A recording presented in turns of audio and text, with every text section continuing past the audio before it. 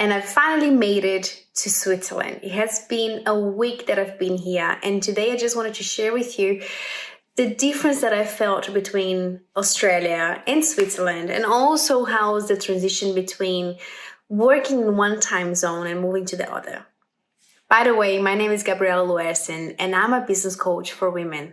I help women magnetize their lives in their business. So they have leads coming in, they have money coming in, they're having bank accounts getting full, all that with a lot of love, leadership, and feistiness and sassiness. So thank you so much for subscribing to the channel.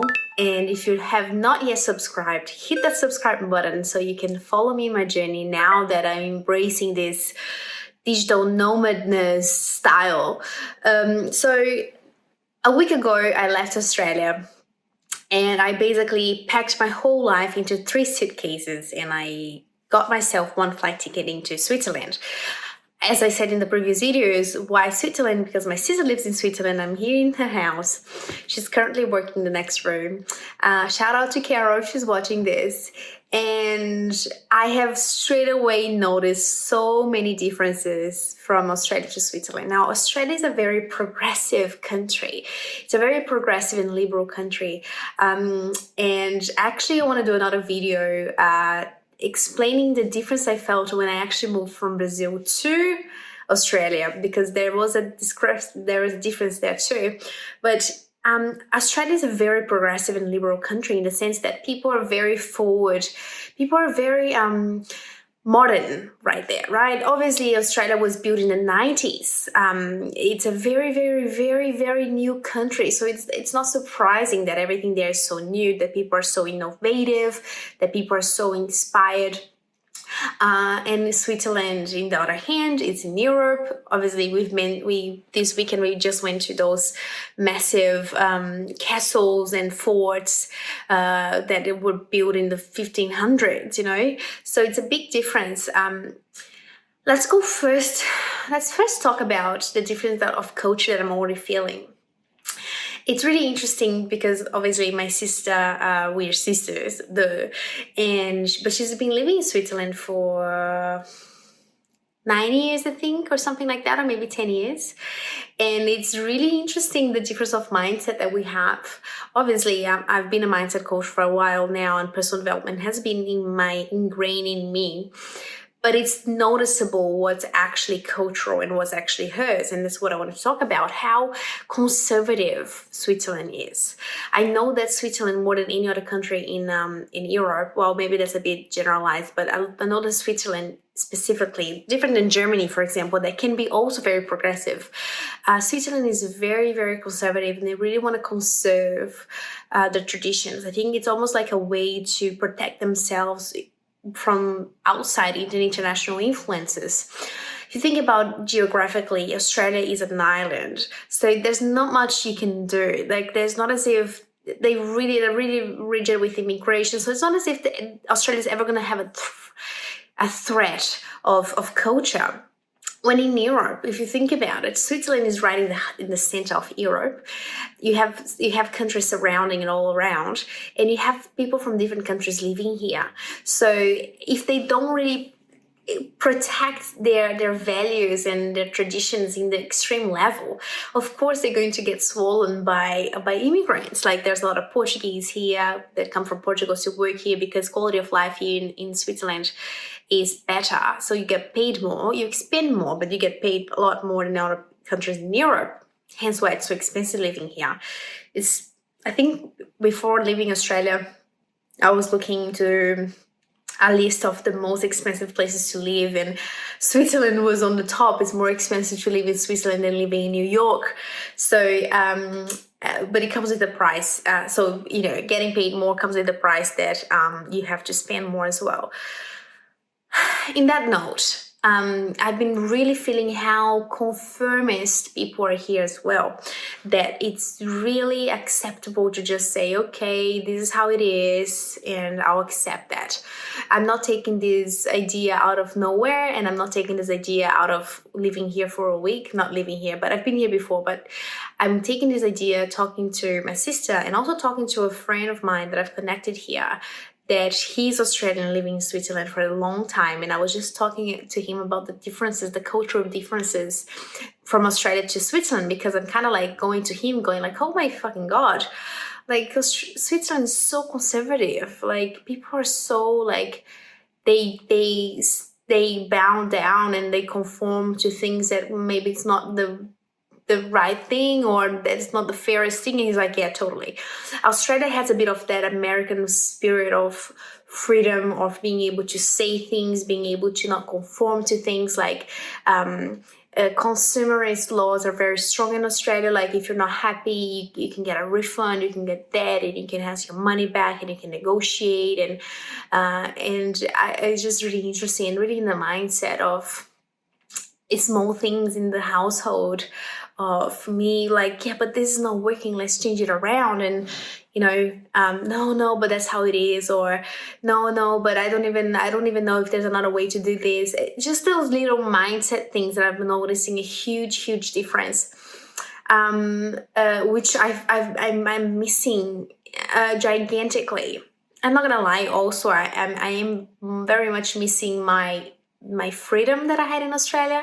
Obviously, in Australia, I had a car, I had my social life, I had my friends, I had my routine, I had my gym membership, I had my fucking phone, my plan with data and whatnot. And now coming here to Switzerland, not even to mention the weather, but the weather is not actually the worst thing that had happened. Like, it's okay that it's winter here. I'm not that bothered by that because I had summer for the last 7 years.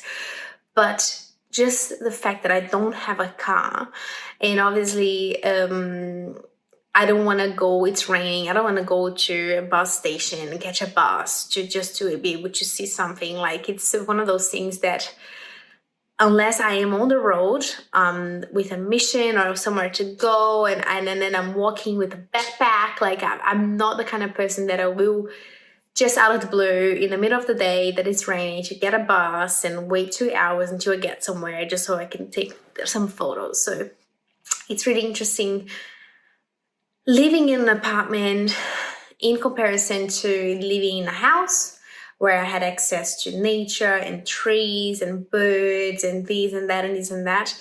Being in an apartment that is constantly shut down because obviously outside is super cold, so you have to keep the warmth inside. So it's all these really differences that I'm feeling, also not just mentally, but I'm also feeling in my body. I am actually in my body feeling, starting to feel like a little bit of anxiety. I'm wearing a dress, by the way, I'm not naked. A little bit of anxiety because I miss the outside, I miss the outdoors. Even just walking outside, but obviously I don't want to walk where, you know what I mean? I'm joining the gym next month. I'm not doing it now because we're going to Portugal on Thursday. So in a couple of days from the day of recording this video. By the way, if you are midway this video right now and you haven't yet subscribed, go and hit the subscribe button so you can follow me in my journey, because this year coming, 2022, promises huge things. A lot of adventures, a lot of travels, a lot of business, a lot of money making. So you really want to be part of this and follow me closely. Plus, I'm going to get very, very famous, and you want to be able to be here from the beginning.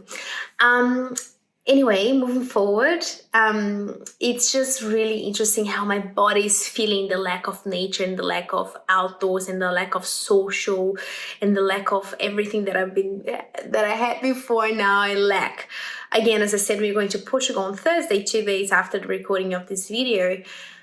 And then we're going to have Christmas and New Year's there, obviously, with my sister. We're going to have a good time. And then coming back, that's when I'm actually going to go, okay, all right, what is it I need? And then I'm going to get a gym membership. It's going to cost a fucking fortune because in Australia it's so cheap.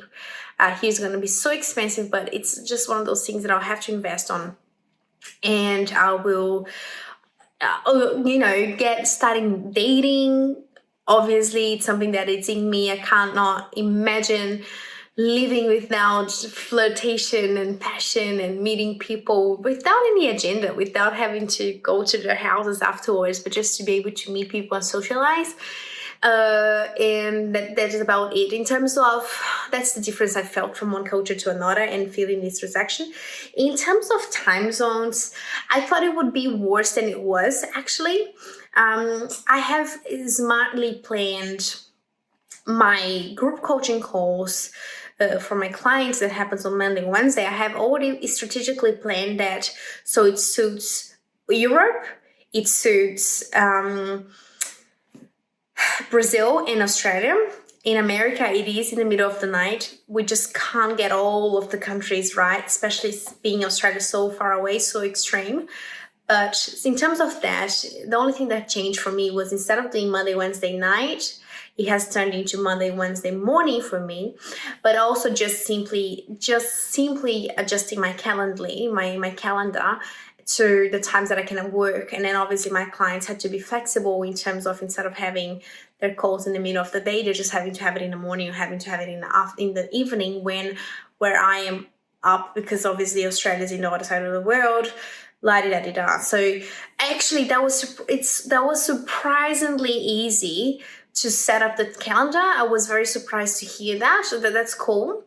I think going to Portugal is going to be a bit of a pain in the ass because I had a 7 o'clock meeting here. I have one on Wednesday, 7 o'clock for me here in Switzerland. Then in Portugal it's going to be at 6 a.m. So that's going to be a little bit annoying given it's winter and given it's pitch dark outside, because in Australia the sun was out at 4:30 in the morning. But other than that, look, it's just one day and I'm going to come back here and nothing stops me from just adjusting my calendar again. And that's the cool thing about having your own, if you're a service provider like me, that's the cool thing about having your own business, that you can adjust. And I really think, look, maybe this is going to be one of those memes that in 10 years, it will be like, Gabriella said so. I think in the future, because I'm also trying to deal with taxes, where I'm going to lodge my business at, if it's going to be still in Australia, if I'm going to lodge it back in Brazil. I just have to see which country, because I have 3 citizenships, I just have to see which country it's more favorable to me. But I think in the future, I think in a very near future, we're going to have like we're going to have like a digital nomad tax, and it's going to be kind of worldwide or something. I sense it because I know a lot of the digital nomads milk these things because of where they live.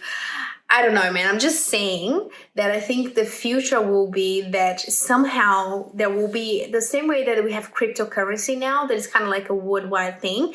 I think in the future we're going to have some kind of like worldwide taxes or like an online service. I don't fucking know. I don't know. I'm not an economist. I'm not an accountant, but I think that's the way moving forward. But I just wanted to give an overall picture of what my transition has been through.